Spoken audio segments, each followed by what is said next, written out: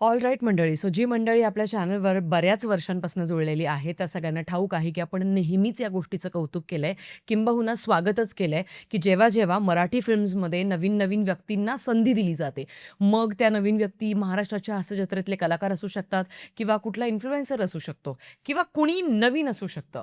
त्या-त्या वेळेला प्रत्येक वेळेला आपल्या चॅनलवरती या निर्णयाचं कौतुकच केलं गेलंय. मग भले चित्रपट कसाही चालू होतो, हिट हो, तो फ्लॉप हो, डझंट रिअली मॅटर.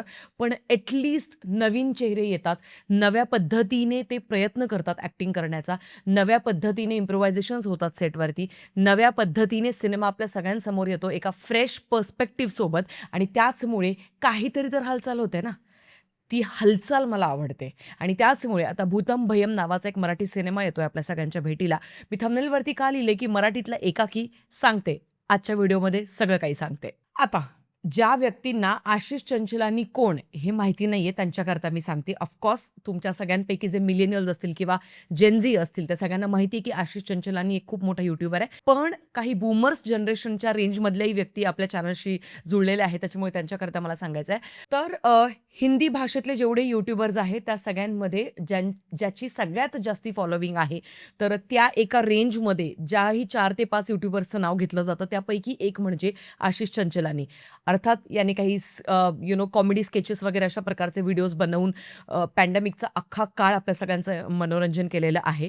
आता रिसेंटली त्याने आपल्या फॅन्सला, आपल्या यूट्यूब सबस्क्रायबर्सला एक भेट म्हणून त्याचा एक ड्रीम प्रोजेक्ट होता एकाकी नावाचा. तर तो बनवला होता. YouTubeवरती फ्री त्याने बनवला लिटरली. चिक्कार बजेट लागलं त्याचं. But of course he comes from a very wealthy family आणि त्याच्यामुळे त्याच्या बाबांचा त्याला नक्कीच सपोर्ट होता आणि तो स्वतः देखील प्रचंड रिच असा एक यूट्यूबर आहे. सो अर्थात त्याच्या एकाकीला प्रचंड सुंदर रिस्पॉन्स मिळाला आणि मला पर्सनली सुद्धा ती ॲक्चुअली सीरीज आवडली होती. इनफॅक्ट त्याही सीरीजमध्ये काही याच ऑरेंज ज्यूस गँगमधले इन्फ्लुएन्सर्स होते. त्याचमुळे मला सिमिलर वाइब इथे पाहायला मिळाली सेकंड हाल्फमध्ये टीझरच्या. तर होय, आता एक-एक करून सांगते या टीझरबद्दल मला कुठल्या गोष्टी आवडल्यात ते. सगळ्यात पहिली गोष्ट तर मराठीतले जेवढेही इन्फ्लुएन्सर्स आहेत, रीलर्स आहेत, तर जे ग्रुप्स किंवा जे मुलं-मुली रीला वगैरे बनवत असतात, आपल्या सगळ्यांचं मनोरंजन करत असतात, तर त्यापैकीच एक मुंबईमध्ये स्थित ऑरेंज ज्यूस गँग म्हणून आहे. हा एक ग्रुप आहे अख्खा. पोरांची टोळी आहे आणि त्याच्यामध्ये मग वेगवेगळी मुलं आहेत, ज्यांचे इंडिव्हिज्युअल सुद्धा स्वतःचे प्रचंड फॅन फॉलोविंग आहे आणि त्यांच्या रील्सला मिलियन्समध्ये अगदी व्ह्यूज जातात. बऱ्यापैकी ते खूप सुंदर कंटेंट कधी-कधी बनवतात. मला तो आवडतो सुद्धा त्यांचा कंटेंट. काही-काही थोडेसे क्लिशे असतात, पण काही-काही जेन्युइनली चांगल्या रीला ते बनवतात. तर तीच सगळी मुलं करण, नील, सौरभ, सिद्धांत आणि शुभम हे सगळे आपल्याला या चित्रपटामध्ये दिसताय भूतम भयममध्ये. त्यात समवेत पुष्करराज चिरपुटकर आणि मनमीत हे 2 मराठीतले कलाकार सुद्धा आपल्याला चित्रपटामध्ये दिसणार आहेत. आता ओव्हरऑल मला जर का तुम्ही विचाराल तर ऑरेंज ज्यूस गँग ज्यावेळेला मराठीमधले आपलेही कलाकार इतक्या मोठ्या लेव्हलला काहीतरी रीला वगैरे बनवतात, त्यांची फॅन फॉलोइंग होते, हे बघूनच ॲक्चुअली खूप आनंद होतो. अर्थात त्यांच्या बऱ्यापैकी रील्स या हिंदी भाषामध्ये सुद्धा असतात. त्याबद्दल माझं काही त्यांच्याबद्दल तिटकारा नाही किंवा काय. मी भाषेवर कधीच तिटकारा करत नाही किंवा तिरस्कार करत नाही भाषेचा. ऑफकोर्स माझं सुद्धा हिंदी चॅनल आहे. त्याच्यामुळे हिंदी सिनेमांचे रिव्ह्यू मी हिंदी चॅनलवरती करते, मराठी सिनेमांचे रिव्ह्यू मी मराठी चॅनलवरती करते. इतकं सोपं आहे सगळं. पण having sed that I feel की सगळेच्या सगळे ॲक्चुअली जितकेही आपले इन्फ्लुएन्सर्स आहेत, हे या चित्रपटात दिसणारे, हे खूप टॅलेंटेड आहेत आणि आपापल्या परीने चांगला-चांगला कंटेंट ते बनवत असतात.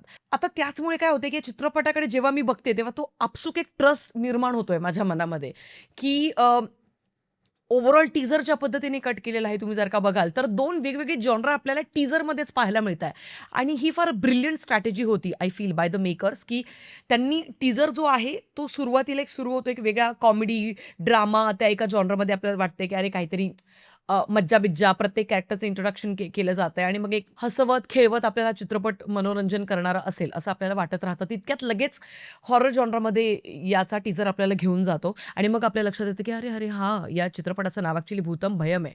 सो अपॅरेंटली हा चित्रपट ॲक्चुअली हॉरर कॉमेडी याच एका जॉनरामध्ये मोडणारा असणार आहे आणि ती आयडिया मला भन्नाट आवडली. पुढची एक गोष्ट म्हणजे टीझरचा कट ज्या पद्धतीने केलाय, म्हणजे बीजीएम ज्या पद्धतीने वापरलंय, तेही मला खूप जास्त आवडलं. And look, I have to be extremely honest, अख्ख्या टीझरमध्ये मला कुठेच हसायला नाही आलं. बिकॉज मी लाइक आय सेड, मी या लोकांचे ॲक्चुअली पर्सनल रील्ससुद्धा बघितलेले आहेत. ते याच्याहून जास्ती फनी आहेत.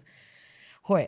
सो पण तरीसुद्धा मी म्हटलं ना, की मला या इन्फ्लुएन्सर्सवरती विश्वास आहे, की अख्ख्या चित्रपटामध्ये आपल्याला हसवण्यामध्ये नक्कीच सक्सेसफुल होणार आहेत बिकॉज बरेचसे असे पंचेस असतात जे राखीव ठेवलेले असतात ॲक्च्युअली चित्रपटामध्ये.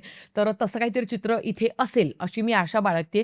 पण होय, अख्ख्या टीझरमध्ये फ्लॅटच फेस होता माझा. I have to be honest with my feelings. But I am definitely sure की हा चित्रपट आपल्याला हसवणार आहे. कारण एवढी सगळी गँग एकत्र आलेली आहे आणि त्याच्यामुळे स्क्रिप्टमध्ये बऱ्यापैकी इम्प्रोव्हायझेशन करत, ऑन द स्पॉट काहीतरी कॉमेडी करत, सगळ्या गोष्टी त्यांनी एक्झिक्यूट केलेल्या असणार आहे याची गॅरंटी मला मिळते. कारण एकाकीमध्ये सुद्धा बिलीव्ह मी त्याचा टीझर आणि ट्रेलर लई ॲव्हरेज होता.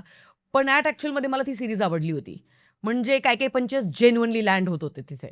पुढची गोष्ट जी मला टीझरची प्रचंड जास्त आवडली, की ज्या पद्धतीने त्यांनी कॅरेक्टरचं इंट्रोडक्शन केलेलं आहे. खूप जास्त वेळ पण नाही घेतला. लिटरली 1-2 मॉन्टाजेस टाकले प्रत्येक कॅरेक्टरसाठी आणि 2 ते 3 जस्ट लाईन्स दिलेल्या आहेत त्यांना बोलण्यासाठी, की "तू इथे का आलाय? तुलाच मी का तो भत्ता देऊ ₹900 जे काही चाललंय त्यांचं." तर मला ती स्ट्रॅटेजी खूप जास्त आवडली. ओव्हरऑल आता हे सगळे पॉझिटिव्ह गोष्टी होत्या, पण आता काही क्लिशे झोनमध्ये सुद्धा हा टीझर नक्कीच गेला. म्हणजे की "अरे ऐक, मी तुला घाबरवायला इथे आली आहे." तर हे जे आहे, हे आपण घबाडकुंडच्या ट्रेलरच्या वेळेसही बोललो होतो, की हे क्लिशेमध्ये जाण्याची गरज नाहीये. आय गेट इट, की तुमचा कॉमेडी चित्रपट आहे, त्याचा एक बेनिफिट या चित्रपटाला मिळतो, की यांचा कॉमेडी हॉरर जॉनरातला चित्रपट आहे. पण घबाडकुंड हा कॉमेडी हॉरर जॉनरातला चित्रपट नाहीये. त्याच्यामुळे ते इतकं क्लिशे वाटत होतं तिथे आणि इथेही क्लिशे वाटतंय. पण ती एक सबब आपण यांना देऊ शकतो, की बाबा रे ठीक आहे. जाणून-बुजून ते कॉमेडी वाटावं म्हणून तुमचा तो एक अटेम्प्ट म्हणून आपण तो नक्कीच स्वीकारू शकतो. But still it was very, very cliche. आणि last but not the least 1:50ला जी ती आरशातली प्रतिमा बदलते. यार लहानपणी ना आहटला म्हणजे जे बघायचो आपण आहट सीरियलमध्ये वगैरे किंवा शक्तिमानच्या सीरियलमध्ये वगैरे किंवा ज्युनियरजी वगैरे तिथे तशा प्रतिमा बदलायची वगैरे तसे काही सीन्स आपल्याला पाहायला मिळायचे. आत्ता 5वीतलं शेंबडं पोरगं पण नाही घाबरणार रे. कम ऑन यार, म्हणजे थोडासा गेम आपल्याला अप करावा लागेल. 2026 मध्ये आपण आहोत आणि जिथे YouTubeवरतीच इतका एक्सक्लुसिव्ह कंटेंट आपल्याला पाहायला मिळतो, ते पण फुकटात. तर तिथे सिनेमागृहामध्ये ज्यावेळेला तिकीट काढून आपल्याला जायचंय, तर त्यावेळेला it has to be extremely convincing आणि त्याच्याचमुळे मला ओव्हरऑल टीझर जो आवडला ते मी तुम्हाला सांगितलंच. पण या 1 ते 2 गोष्टींमुळे थोडासा तो मला क्लिशेसुद्धा वाटला. आता बघूया ट्रेलर आल्यानंतर ॲक्चुअली बऱ्याच सगळ्या गोष्टी आणखीनच जास्त सोप्या होतील बोलायला. बाकी हे होतं माझं म्हणणं भूतम भयम या चित्रपटाबद्दल जो 24 जुलैला रिलीज होतोय. त्यामुळे अजून बऱ्यापैकी वेळ आहे आणि हे दाबून प्रमोशन करणार आहेत, मजबूत प्रमोशन करतील. यात तीळ मात्र सुद्धा शंका नाही. कारण ऑलरेडी सगळेच्या सगळे इन्फ्लुएन्सर्स आहेत. सो त्यामुळे गेम यांचा पक्का असणार आहे पी-आर मार्केटिंगचा. बाकी तुमचं काय म्हणणं आहे या चित्रपटाच्या टीझरबद्दल? कमेंट सेक्शनमध्ये कळवा. आणि यार 2026चं वर्ष हे मराठीचंच वर्ष आहे. खतरनाक टीझर ट्रेलर्स येतायत आणि भारी वाटतंय ते बघून. जे लोकं आपल्या चॅनलसोबत वर्षानुवर्षापासून जुळले त्यांना माहिती आहे ही फीलिंग काय आहे. So yes, we were definitely waiting for this period of for the Marathi film industry आणि येस, आय थिंक ती वेळ आलेली आहे. बघूया 2026 आणखीन काय-काय वेगवेगळे सरप्राइजेस आपल्या सगळ्यांसमोर घेऊन येत आहे. बाकी तुमचं काय म्हणणं आहे या चित्रपटाच्या टीझरबद्दल ते मला तुम्ही कमेंट सेक्शनमध्ये नक्कीच कळवू शकता. भेटूया पुढच्या व्हिडिओमध्ये. तोपर्यंत काळजी घ्या. Peace out.